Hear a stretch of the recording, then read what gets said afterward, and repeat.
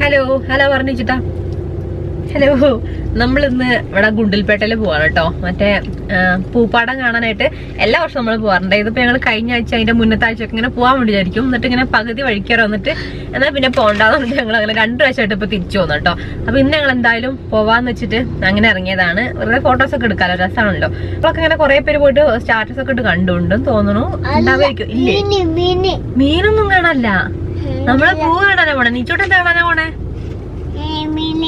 മീനിനെ അല്ലല്ലോ, ആനേനെ കാണുന്നില്ലേ? അവിടെ എവിടെയാ മീനുള്ളത്? അപ്പൊ ഞങ്ങള് കുറച്ച് ഇതൊക്കെ മേടിച്ചാണ് കേട്ടോ. പഴംപൊരി അതേപോലെ തന്നെ ഉണ്ട്. ഇനി നമ്മൾ അങ്ങോട്ട് ചെന്ന് കഴിഞ്ഞാല്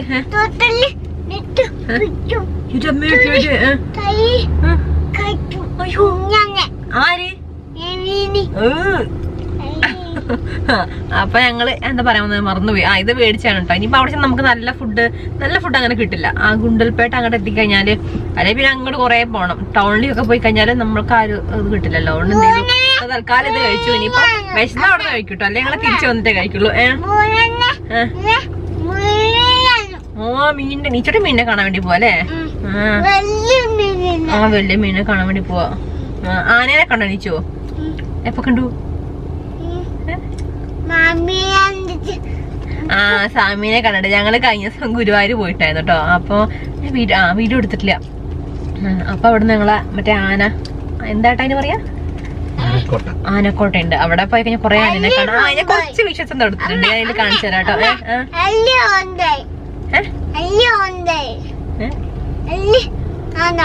വലിയ ആനേനെ കണ്ടു, ചെറിയ ആനേനെ കണ്ടില്ലേ, കുഞ്ഞാനേനെ കണ്ടു. അവിടെ കൊറേ ആനകളുണ്ട്. ഇനി മുന്നേ അവിടെ പോയപ്പോഴും പോയിട്ടുണ്ടായിരുന്നു. കുഞ്ഞാന കാട്ടിലുണ്ട്. പിന്നെ എന്തിനാ ഇപ്പൊ വരുന്ന വഴിക്ക് നമ്മള് കണ്ടത്? മങ്കീനെ കണ്ടില്ലേ, പശുവിനെ കണ്ടില്ലേ? അവിടുത്തെ ഞങ്ങള് കണ്ടല്ലോ. ഞങ്ങൾ അവിടെ പോയിട്ട് പൂ കാണിച്ചാലോ അവരെ? ഇച്ചിരി എന്തേലും പറയണ്ടോ? എന്തേലും പറയണ്ടോ? വേണ്ടേ? ആരാണ് വിളിക്കൊണ്ടോണത്?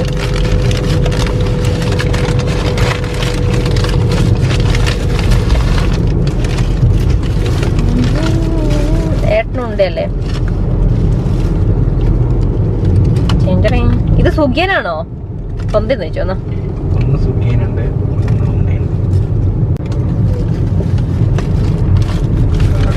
വലിപ്പുള്ള പഴംപൊരി. ഓ മൈ ഗോഡ്, സൈസ് നോക്ക്. എന്താ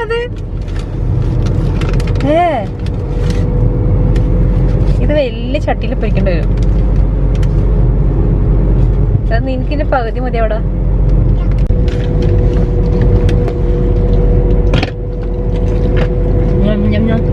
തിരിഞ്ഞു വേണോളൂ ഞാൻ.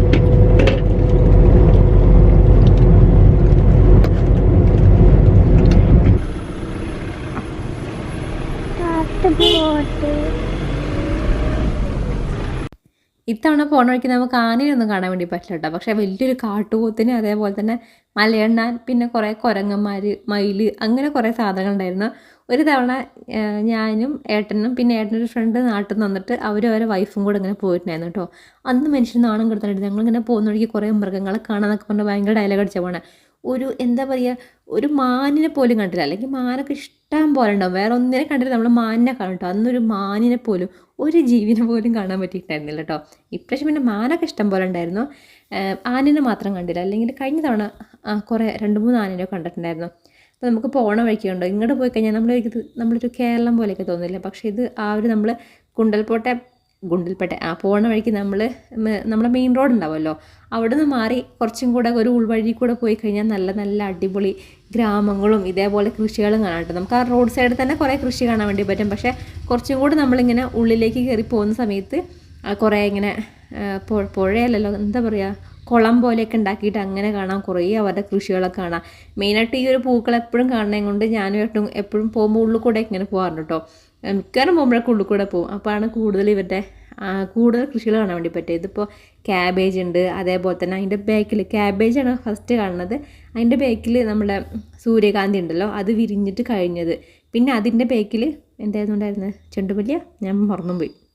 യെസ്, ചെണ്ടുമല്ലി. അങ്ങനെ കേട്ടോ കുറേ പൂക്കളുണ്ടായിരുന്നു.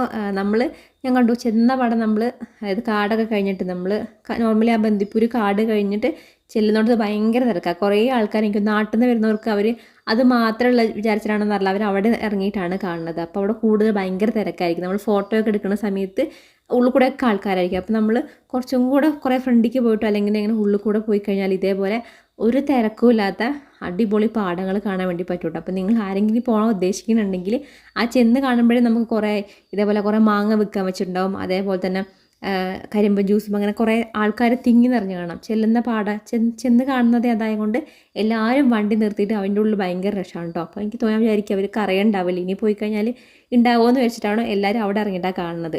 ഞാൻ പറഞ്ഞതല്ലേ ഇതേപോലെ ഉള്ളിൽ കൂടെ പോയി കഴിഞ്ഞാൽ നമുക്ക് കുറേ അങ്ങനത്തെ പാടങ്ങൾ കാണാൻ വേണ്ടി പറ്റും. പിന്നെ അത് കഴിഞ്ഞിട്ട് നമ്മളവിടെ ഒരു ഹോട്ടൽ ഉണ്ടായിരുന്നു കേട്ടോ. ഞാൻ ആദ്യം പറഞ്ഞില്ലേ ഹോട്ടലിൽ നിന്ന് ഫുഡ് ചിലപ്പം എന്താ പറയുക കറക്റ്റ് ഉണ്ടാവില്ല. ഞാൻ ആദ്യമായിട്ട് അവിടെ കയറുന്നത്, കാരണം ഞങ്ങളെപ്പോഴും പോകുമ്പോൾ ഇതുപോലെ പോയിട്ട് ഒരു ചെറിയ ഹോട്ടലേ കണ്ടിട്ടുള്ളൂ, അവിടെ നിന്നാണ് ഫുഡ് കഴിക്കാറുണ്ടായിരുന്നത്. ഇത്തവണയാണ് ഞങ്ങളിത് ശ്രദ്ധിച്ചത് കേട്ടോ. അപ്പോൾ ഇതിൻ്റെ ഫ്രണ്ടൊന്നും വലിയ ലുക്കൊന്നുമില്ല, ഇത് ഫ്രണ്ട് അല്ല കേട്ടോ. കണ്ടോ ഇതിൻ്റെ ഫ്രണ്ട് പോർഷൻ കാണുന്നില്ല, അവിടെ നീട്ടത്തിലിങ്ങനെ ഇപ്പോൾ ഒന്നും കൂടെ അടിപൊളിയാക്കിയിട്ടുണ്ട്. അതിന് നമ്മൾ കയറുന്ന സമയത്താണ് മെയിനായിട്ട് അതിൻ്റെ ഹോട്ടലും കാര്യങ്ങളും. പിന്നെ അതിൻ്റെ ബേക്കിൽ അവിടുത്തെ ഒരു റിസോർട്ട് പോലെ ഒന്നുണ്ട്, റൂമുകളും പിന്നെ അവരുടെ പൂളും കാര്യങ്ങളൊക്കെ വരുന്നുണ്ട്. നല്ല അടിപൊളി സ്ഥലം കേട്ടോ. എത്ര തവണ ഞങ്ങൾ ഇതിൽ പോയിട്ടുണ്ടല്ലോ, പക്ഷേ ഇതുവരെ ഞങ്ങൾ ഇത് കണ്ടിട്ടുണ്ടായിരുന്നില്ല, ഇതിൻ്റെ ഉള്ളിൽ ഇങ്ങനെയൊന്നും അറിയാനുണ്ടായിരുന്നില്ല. അപ്പം അവിടെ കയറി നമ്മൾ ഫുഡൊക്കെ ഓർഡർ ചെയ്തു. അങ്ങനെ ഇവിടെ നല്ല ലോണൊക്കെ ഉണ്ട്, പുല്ലൊക്കെ പിടിപ്പിച്ചിട്ടും ഇതേപോലെ ഫോട്ടോ എടുക്കാൻ നല്ല അടിപൊളി സ്പോട്ടും കാര്യങ്ങളൊക്കെ ഉണ്ട് കേട്ടോ. നമ്മൾ ഒരിക്കലും പ്രതീക്ഷിക്കില്ല ആ ഒരു ഹോട്ടലിൻ്റെ ബാക്കിൽ ഇങ്ങനെയാണുള്ളത് എന്നുള്ളത്, കയറി കഴിയുമ്പോഴേ മനസ്സിലാവുള്ളൂ. അപ്പോൾ അവിടെ കയറിയിട്ട് ഞാൻ വലിയ കാര്യത്തിൽ ബിരിയാണി ഓർഡർ ചെയ്തു, പിന്നെ ഒരു ചിക്കൻ ലോലിപോപ്പ്, ഏട്ടൻ ഗീ റൈസും അങ്ങനെ ഓർഡർ ചെയ്തിട്ടുണ്ടായിരുന്നു. ഏട്ടൻ്റെ ഗീ റൈസ് നല്ല ടേസ്റ്റ് ഉണ്ടായിരുന്നു. എൻ്റെ ചിക്കൻ പക്ഷേ നമ്മളെ ഇതുണ്ടല്ലോ കുറച്ച് ഹെവിയാണ്, കൂടുതലുണ്ട്, ക്വാണ്ടിറ്റി എനിക്ക് കുറച്ച് കൂടുതൽ തോന്നിട്ടോ. അപ്പോൾ ഇതാണ് ഹോട്ടലിൻ്റെ പേര്, എനിക്കിത് വായിക്കറിയില്ല, നിങ്ങൾ വായിച്ചു നേരിക്കണം. അപ്പോൾ എന്താ പറഞ്ഞു കുറച്ച് മസാല, പൊതുവെ തമിഴ്നാട്ടിലെയൊക്കെ കർണാടക ഭാഗത്തേക്ക് കുറച്ചും കൂടെ മസാല ആയിരിക്കുമല്ലോ അങ്ങനെ. അപ്പം എന്തായിരുന്നു കുഴപ്പമില്ല എനിക്ക്, പക്ഷേ മസാല ഇത്തിരി കൂടുതലായി ഇപ്പോൾ എനിക്ക് ഇത്തിരി വേസ്റ്റ് ആയി പോയിട്ടോ. അല്ലെങ്കിൽ മിക്കവാറും ഞാൻ അരയാണ് ബിരിയാണി ഓർഡർ ചെയ്യാറുള്ളത്. ഒരു ആക്രാന്തം കൊണ്ട് ഒന്ന് ഓർഡർ ചെയ്തിട്ട് ആ പകുതി അവിടെ ബാക്കി ഉണ്ടായിരുന്നു ഞാൻ പറഞ്ഞു കേട്ടോ. അങ്ങനെ കുഴപ്പമില്ലാത്ത ഫുഡാണ്. ഏട്ടൻ പറഞ്ഞു ഗീ റൈസ് ഏട്ടന് നന്നായിട്ട് ഇഷ്ടപ്പെട്ടു കേട്ടോ, എനിക്കും ഒരു രസം തോന്നി.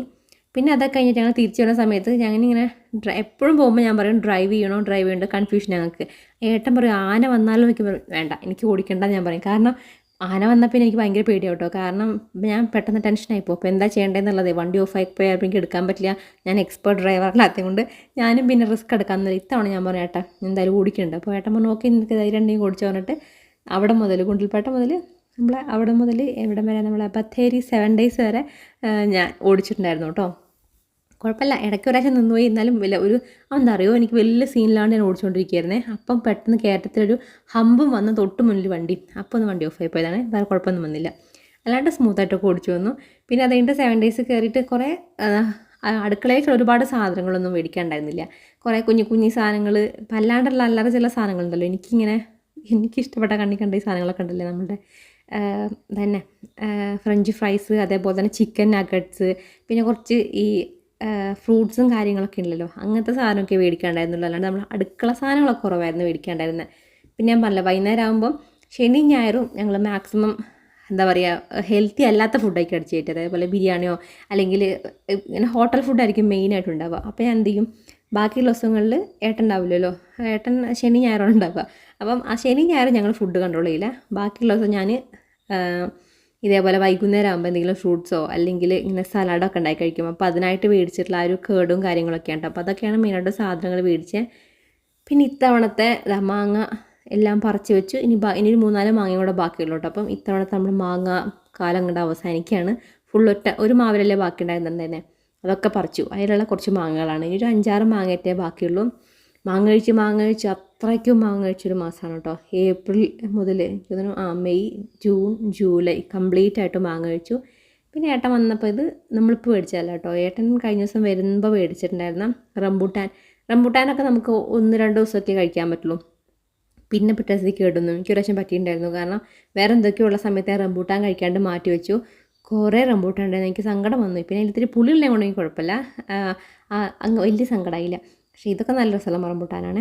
അപ്പോൾ അന്ന് എന്ത് ചെയ്തു, ഞാൻ കഴിക്കാണ്ട് പിന്നെ വെച്ചപ്പോഴത്തേക്കും അതിൻ്റെ ഉള്ളിലേക്ക് ആ തോലുന്ന ഒരു കറുത്ത ഒരു ഇങ്ങനെ ബ്രൗൺ കളർ വന്നിട്ട് അതിൻ്റെ ഒരു ചുവ മാറിപ്പോയിട്ടുണ്ടായിരുന്നു. അപ്പോൾ റംബൂട്ടാനൊക്കെ മേടിച്ച് അന്ന് അല്ലെങ്കിൽ പിറ്റേ ദിവസം മാക്സിമം കഴിക്കുന്നതായിരിക്കും ഏറ്റവും നല്ലത്. പിന്നെ കുറച്ച് നട്ട്സ് മേടിച്ചിട്ടുണ്ടായിരുന്നു. അപ്പം നമ്മുടെ കാഷ്യൂ അതേപോലെ തന്നെ പിസ്ത. നിച്ചുവിന് മെയിനായിട്ടും പിസ്തയാണ് അവൻ കൂടുതൽ കഴിക്കുക. ഇത് പിന്നെ ഇതെങ്ങനെയും ഞാൻ അവൻ എന്തെങ്കിലും കുറുക്കൊക്കെ ആക്കി കൊടുക്കുന്ന സമയത്ത് ഇപ്പോഴും ഞാൻ അവൻ്റെ അമൃതപൊടിയും കഴിക്കുമല്ലോ, അപ്പോൾ അത് അതിലേക്ക് ഞാൻ എന്തെങ്കിലും പാൽ ഒഴിക്കുമല്ലോ, ആ പാൽ ഇതൊക്കെ അരച്ചിട്ട് അങ്ങനെ കൊടുക്കാറുണ്ട്. അപ്പോൾ അവനായിട്ടാണ് മിക്കവാറും ഇതൊക്കെ ഇങ്ങനെ മേടിച്ച് വെക്കുക. പിന്നെ വൈകുന്നേരം ഇതേപോലെ ഞാൻ എന്തെങ്കിലും സലാഡൊക്കെ ഉണ്ടാക്കുന്ന സമയത്ത് അതിലേക്ക് എല്ലാം കുറച്ച് ഇടും കേട്ടോ. പിന്നെ മധുരമുള്ള ഫ്രൂട്ട്സിൻ്റെ സലാഡൊക്കെ ആണെങ്കിൽ മാത്രമേ ഈന്തപ്പഴം അങ്ങനെ യൂസ് ചെയ്യും. അല്ലെങ്കിൽ ചിലപ്പോൾ ജ്യൂസ് അടിക്കുന്ന സമയത്ത് കുറച്ചൊന്ന് മധുരം പഞ്ചസാര കുറയ്ക്കാനായിട്ട് ഈ 1-2 നമ്മുടെ ഈന്തപ്പഴം ഇട്ട് കഴിഞ്ഞാൽ അത് സെറ്റാവും. അപ്പം അങ്ങനെ ഇത് കേട്ടോ. പിന്നെ ബദാം എല്ലാം കൂടെ നമ്മുടെ ഈ ഒരു ബോക്സിലാക്കി വെച്ചിട്ടുണ്ട്. അപ്പോൾ ഇത് ഞാൻ ഈ കണ്ടെയ്നർ ഉണ്ടല്ലോ കുഞ്ഞ് ഈ ബോക്സുകൾ, ഇത് ഞാൻ മേടിച്ചിട്ടുണ്ടായിരുന്നത് ആമസോണിൽ നിന്നാണ് കേട്ടോ. അപ്പോൾ അതിൻ്റെ ലിങ്ക് നിങ്ങൾക്ക് വേണമെങ്കിൽ ഞാൻ ഡിസ്ക്രിപ്ഷൻ ബോക്സിൽ കൊടുക്കാം കേട്ടോ. പിന്നെ ഈ ഒരു പ്ലം മേടിച്ചു. ഇവിടെ ആർക്കും ഈ ഒരു സാധനം ഇഷ്ടമില്ല. ഞാനപ്പം എല്ലാ വെറൈറ്റി ഫ്രൂട്ട് ആയിക്കൊണ്ട് ഞാൻ അങ്ങനെ എല്ലാം കഴിക്കാറുണ്ട് കേട്ടോ. അങ്ങനെ അപ്പം ഞാൻ കുഴപ്പമൊന്നുമില്ല, എനിക്ക് ഭയങ്കര ഇഷ്ടമൊന്നുമില്ല, അങ്ങനെ മേടിച്ചു. പിന്നെ ഇത് ഞാൻ ജീവിതത്തിൽ 2ാമത്തെ തവണ മേടിക്കുന്ന അതൊരു ഡ്രാഗൺ ഫ്രൂട്ടാണ്. 2ാം തവണ കേട്ടോ കഴിക്കുന്നത്. ഒരു തവണ മേടിച്ചിട്ട് എനിക്ക് ഇഷ്ടപ്പെട്ടിട്ടില്ല. ഞാൻ അങ്ങനെ എങ്ങനെയൊക്കെയോ മേടിച്ചല്ലേ, അത്രയും രൂപയല്ല വെച്ച് കഴിച്ചാണ് കേട്ടോ.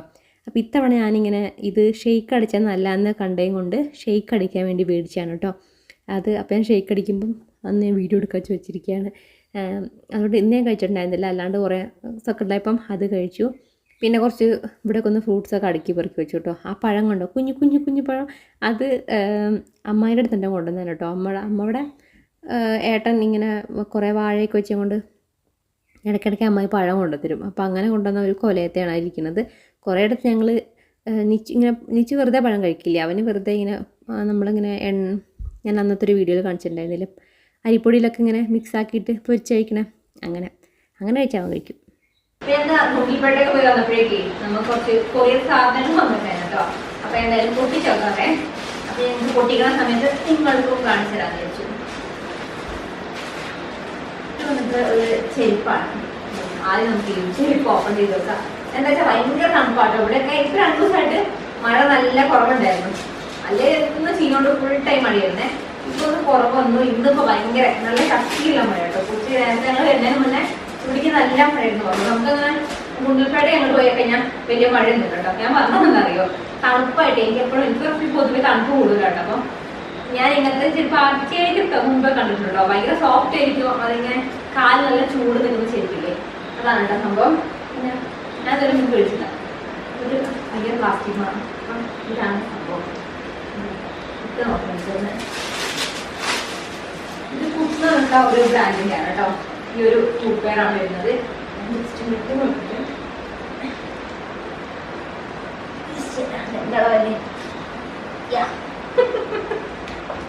കാണാതെ ചോട്ടോ ഞാൻ കാലം തിരിഞ്ഞു പോയോ കത്തല്ലേ.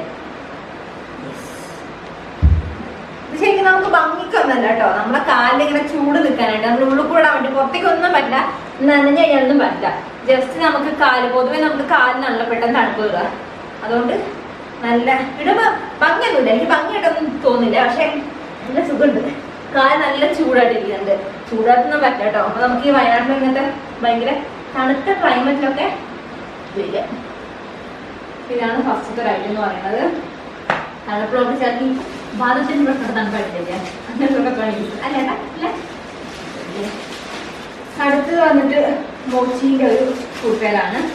കുറച്ച് ഹീൽ ടൈപ്പാണ് കേട്ടോ.